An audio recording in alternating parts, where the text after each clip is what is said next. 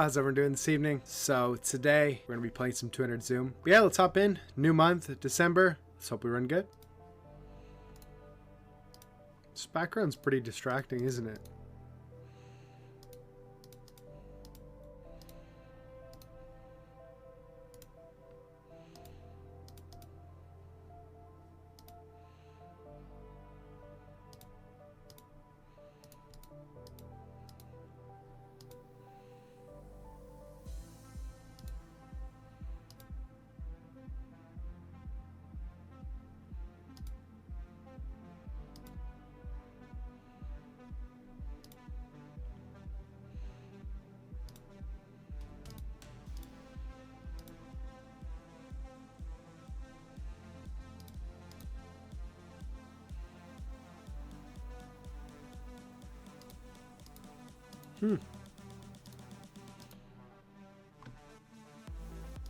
I think I can size up on this board for what it's worth, not just because I have a straight. I bet a little bit bigger. It's because he should bet a lot of them on the flops, his draws on the flops. So if we had an overpair that, for example, check flop, I still think it's worthy of a bigger bet. So, and I don't think we can raise. So, wow. Nice river there. Check this. Go back to GG.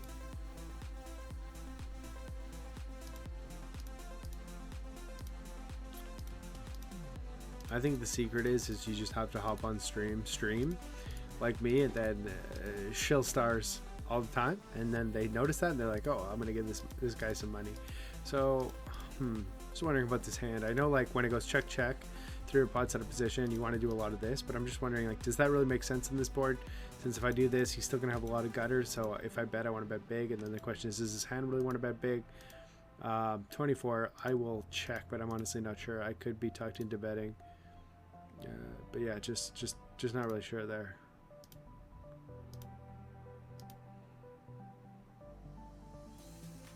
No, I guess, but again, it's kind of like, what are we hoping to get called by here? A hero ace high or what?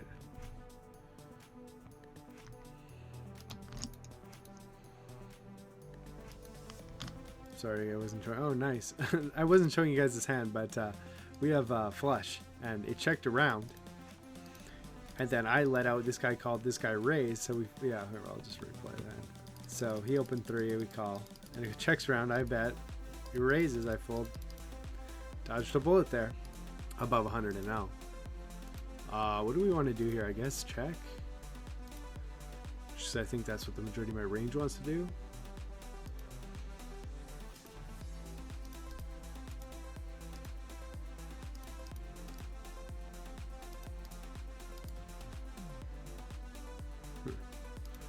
I think again check. It's like, how do we get max value versus a king, right? We could bet the king's gonna call. But if we check, he could also bluff some of the misdraws that's supposed to check back on the turn, and we can go for the check raise instead. So I kind of like that line versus betting.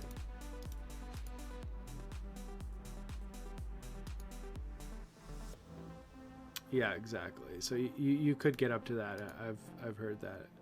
So if you get that, then yeah, it makes sense to play there. Even if the rake's slightly higher, you're still getting 70% of slightly higher rake, which is going to be pretty good. All right, looks like it might have worked.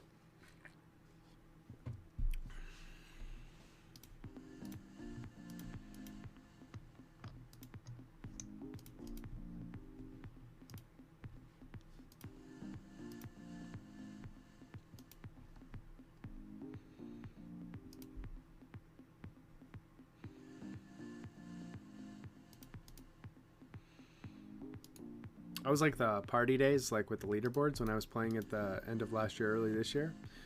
With the leaderboards and affiliates, before they changed it, I was getting like 70 to 80% rake back. And I was playing, I think, around 7 at 100 and now.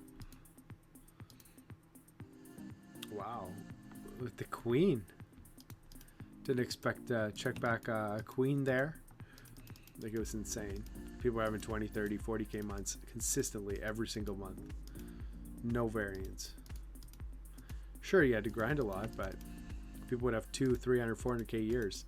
And you look on, like, smart hand or stat name, and you look at some of the top poker players of last year, and I bet you not 100 people on track sites made over 100K.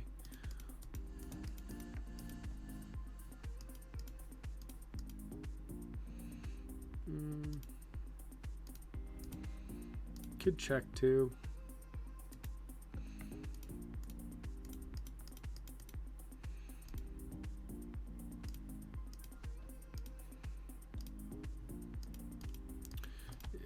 Interesting turn. I'm trying to think, do we want to bet, check?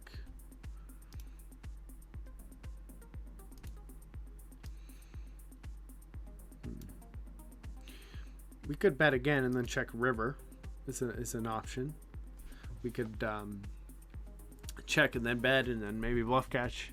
I guess let's just bet again and then check. It's tough to say because, like, what are we targeting here, right? We don't really need that much protection, and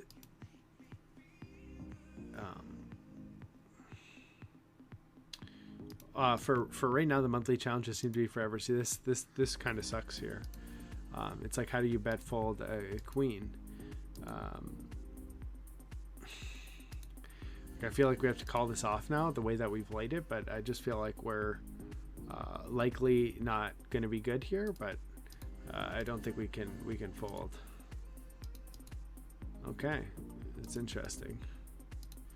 I guess we can be good sometimes, but I'm pretty sure 200 doesn't even run or rarely runs, and if it does, it's like 5 entrants. Maybe on happy hour it might run, but I know, or from what I heard, it barely runs. Anything over 100 barely runs. And did they ever fix the cutoff issue? So do I think it's the highest EV site right now? I would say probably not. I still think the highest EV site is PokerStars, but everybody has their own opinion on that. Some people swear by it. Some people say party poker, happy hours, 70-80% rake back. You can't go wrong. Why would you play anywhere else? But I would say it's not my opinion, but some people have it. Thanks for the follow, Duka. So we got raised on the flop call.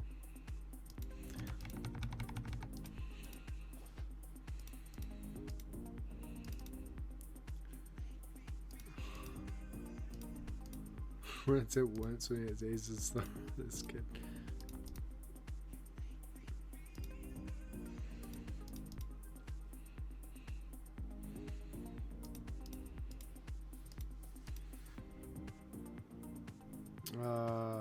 This size call. Okay.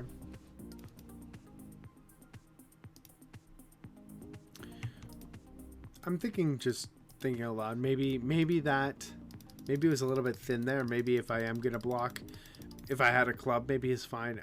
I don't know if it matters that much. I don't know. It's tough to say.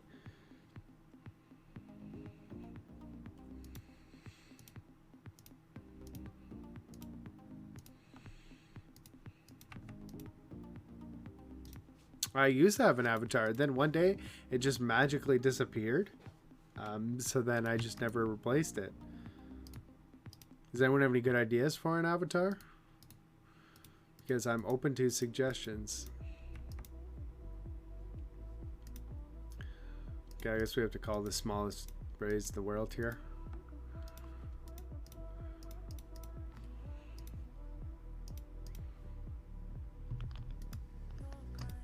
Another small bet. He deserves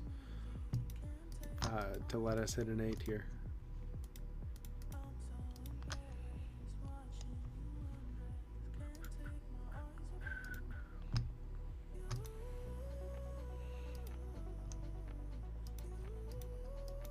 I don't think it 10's great, or like I don't think we win much snaps. Exactly. Redline for ego, 100%.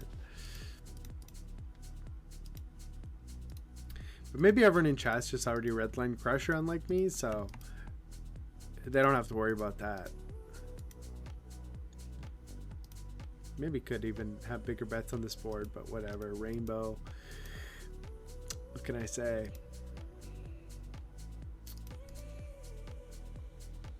I'm a salad. Hey, I respect that. I respect that. I did see a hilarious tweet, actually. It was by Nick Howard, and somebody was saying, or he like quote tweeted somebody, and it was like, why worry about Redline in soft games? Worry about green line. And then Nick Howard said, why can't it be both? Because that's actually what's incentivized. There was something around that, and it actually makes so much sense. I think everyone thinks because in soft games or whatever, you're going to play more multi-way pots, so it's going to be harder to win red line, which is true, but in general, the fish are still going to overfold everywhere, so you can still be pretty aggressive, and you can still probably win, or at least have a reasonable, not tanking red line in softer games too. It's quite the hand we got donked into on the river. So he wants to donk, and then he's going to fold. Come on. Come on.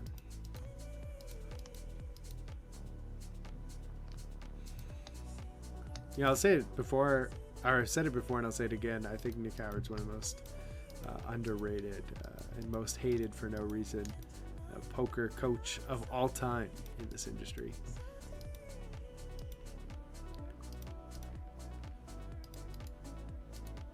Nice. That's a stack. I can't remember.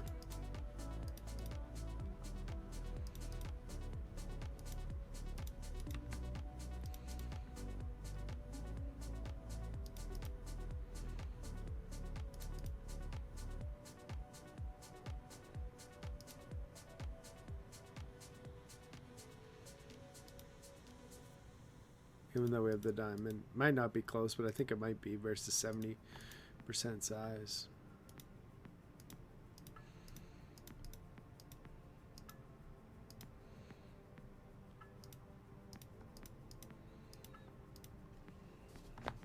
Wow.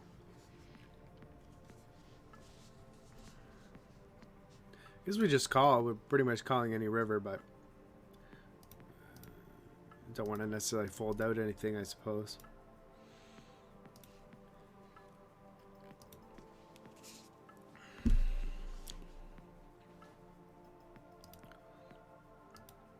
Aces.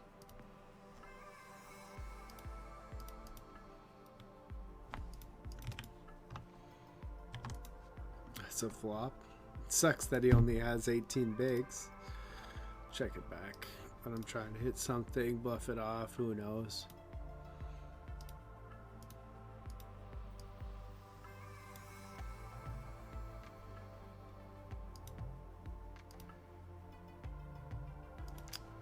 There we go. We let him hit something. It is a legitimate thing, but I don't always do that, and I don't always take that advice. So, who am I to say don't do that? But I think that can happen, and by not checking results could help you not do that.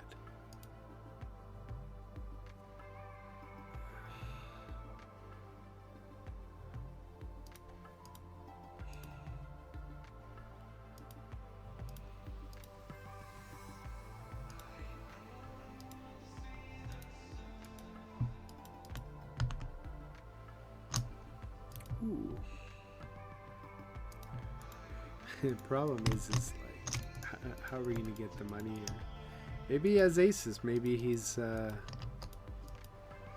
still think we want to do this because we're going to still get some value from some underbears, I think. And then we just pray he has aces somehow.